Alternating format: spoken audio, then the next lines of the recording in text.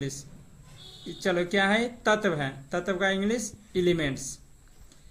तत्व शब्द का प्रयोग सबसे पहले 1661 ईस्वी में रॉबर्ट बायल ने किया था। तत्व शब्द का जो है सबसे पहले कौन किया था? रॉबर्ट बायल ने किया था। तत्व की परिभाषा को सबसे पहले फ्रांस के वैज्ञानिक कौन? एंटोनी लॉरेंज लवाइजिए ने प्रयोग द्वारा प्रतिपादित किया था कि कि तत्व पदार्थ का मूल रूप है। तत्व जो है पदार्थ, किसी भी पदार्थ का क्या है? मूल रूप है, जिसे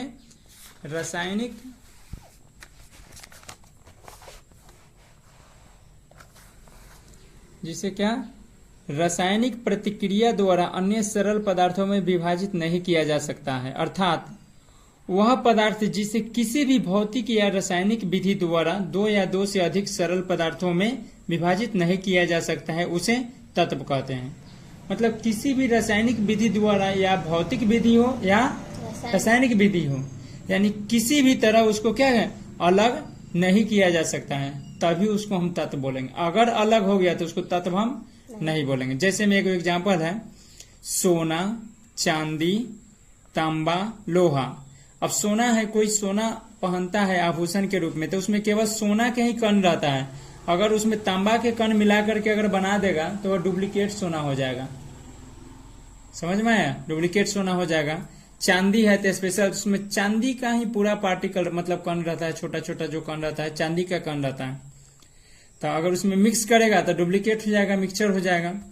तांबा, लोहा, सोडियम, पोटेशियम, हाइड्रोजन, ऑक्सीजन इत्यादि एक तत्व एक ही प्रकार के परमाणुओं से बना होता है। मतलब एक तत्व जो होता है एक ही प्रकार के परमाणुओं से बना होता है। अगर सोना, एक तत्व एक ही प्रकार के परमाणुओं से बना होता है। एक तत्व जो होता है एक ही प्रकार के परमाणुओं से बना होता है। ठीक है? मतलब अगर तत्व अगर सोना है तो सोना के ही परमाणु से क्या होगा? मिलकर के बना होगा। अगर लोहा है तो लोहा के ही छोटा छोटा परमाणु से मिलकर के बना होगा। चलो, तो यहाँ पर इत्यादि एक तत्व एक ही प्रकार के अभी तक 114 तत्वों की जानकारी प्राप्त हुई है। देखो 114 ही पहले का अति प्रिंटिंग है, लेकिन अभी जो है 119 है। ठीक है?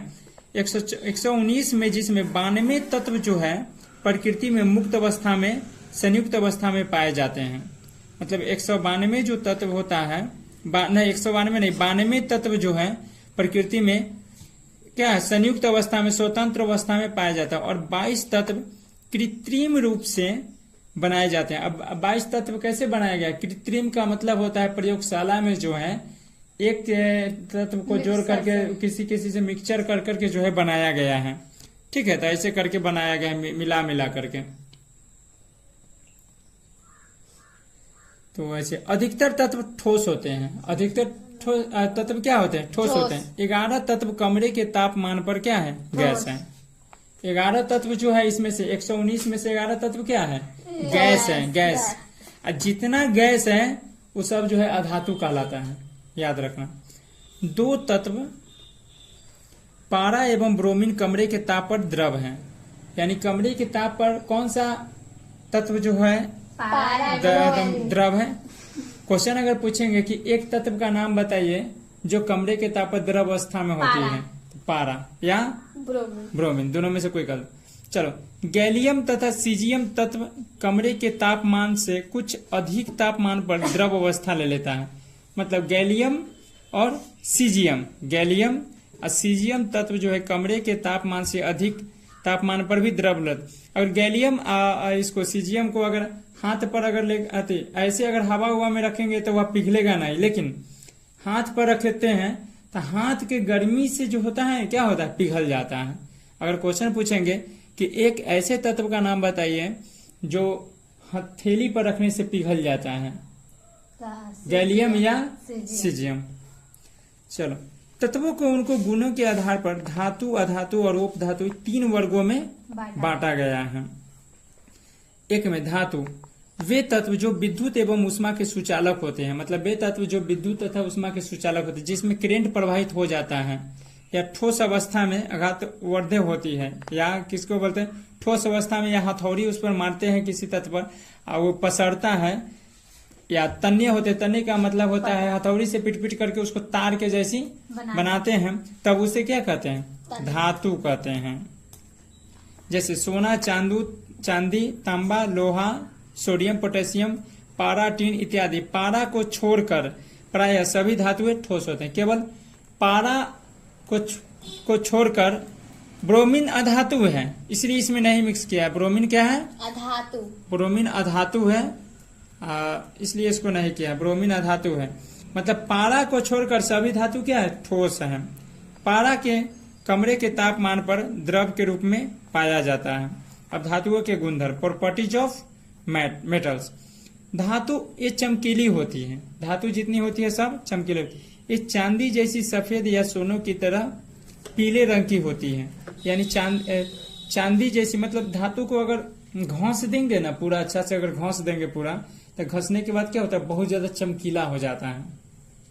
समझ में आ रहा है ना, एकदम पीले रंग की हो जाती है, एकदम चमकता है। अब सोना है धातु है लेकिन पीला है, समझ रहे हैं। यह ताप और विद्युत की सुचालक होती है।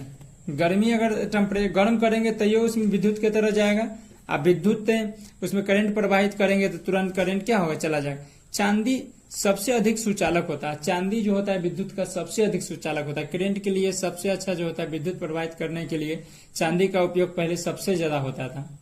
तब जितना जो तार विद्युत वाला बिछाया जाता था पुराने समय में, तो चांदी वाला बिछाया जाता था, लेकिन चोर सब जो है ना तारे काट लेता था।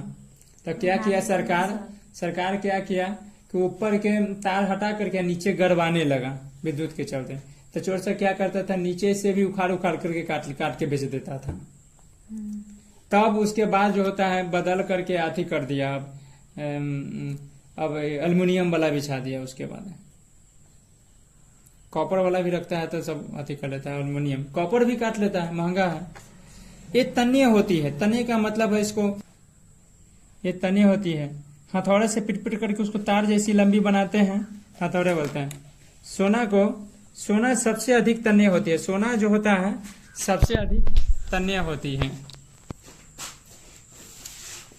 ठीक है, सोना जो है सबसे अधिक तन्य होती है। जैसे सोना 1 ग्राम सोना को अगर हम क्या करेंगे, अगर उसको हथौड़ा से पीटेंगे तो पिट पिट करके बनाएंगे तो 1 ग्राम सोना में 2 किलोमीटर लंबा तार हम बना सकते हैं हथौड़ा से पिट पिट करके। ये आघातवर्धे होती है। आघातवर्धे का मतलब है कि उसको हथौड़ा से पीटेंगे तो क्या हो चौड़ा होगा, तो इस चौड़ा होने की गुण को क्या बोलते हैं आघातवर्धे। इनको पीट कर महीन चादरों में ढाला जा सकता है। सोना एवं चांदी सबसे अधिक आघातवर्धे होती हैं। सोना चांदी को सबसे ज्यादा हम क्या करते हैं, उसको पिट पिट करके क्या हथौड़ा से क्या करते हैं उसको चौड़ा कर सकते हैं पूरा चीज हम, ठीक है। अब ये प्रायः कठोर होते हैं, और सोना चांदी चाहे जो भी धातु होता है क्या होता है कठोर होता है, उसको हम कठोर होता है।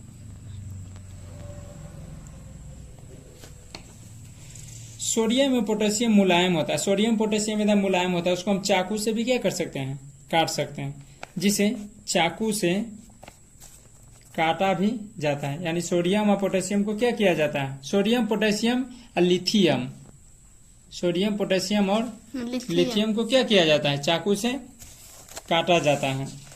सोडियम पोटेशियम और लिथियम को चाकू से भी काटा जाता है।